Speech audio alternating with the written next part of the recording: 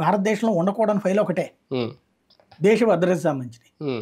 అవి ఉన్నాయి అతని దగ్గర. మిగతాది ల్యాండ్ డాక్యుమెంట్లు ఏమైనా ఉన్నాయి అనుకోండి, అడంగల్ బుక్స్ అయ్యి అవి ఉండకూడదని చెప్పి ఎవరు చెప్తారు? ఎవరు నిషేధించారు అసలు? నిషేధించిన కాగితాలు ఏంటి అసలు ఆంధ్రప్రదేశ్లో? అంటే ఏదో ఒక రకంగా లోపల వేయడానికి ఒక కారణం వెతుక్కుంటున్నారు.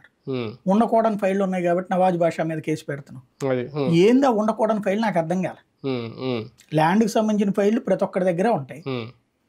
గవర్నమెంట్ దగ్గర ఏముంటాయో అయ్యే డాక్యుమెంట్లు ప్రతి వీళ్ళ దగ్గర ఉంటాయి. దాన్ని ఏమంటారు, మన రియల్ ఎస్టేట్ వాళ్ళందరి దగ్గర, ఆ వ్యాపారాలు చేసే వాళ్ళందరి దగ్గర ఉంటాయి, జిరాక్స్లు ఉంటాయి.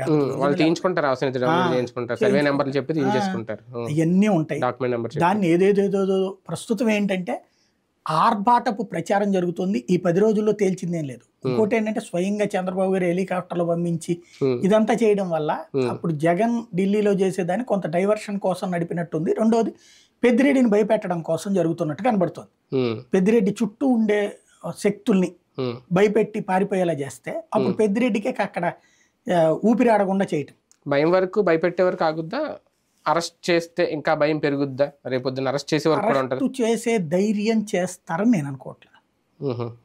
ఏదో పెద్దిరెడ్డిని వేసేస్తాం, జగన్ వేసేస్తాం, ఇవన్నీ మాటలు బాగుంటాయి, అక్కడికి వెళ్తుందని నేను అనుకోవట్లేదు. ఎందుకంటే భూ వివాదాలలో అరెస్టులు చెల్లవు, ఇది క్లియర్.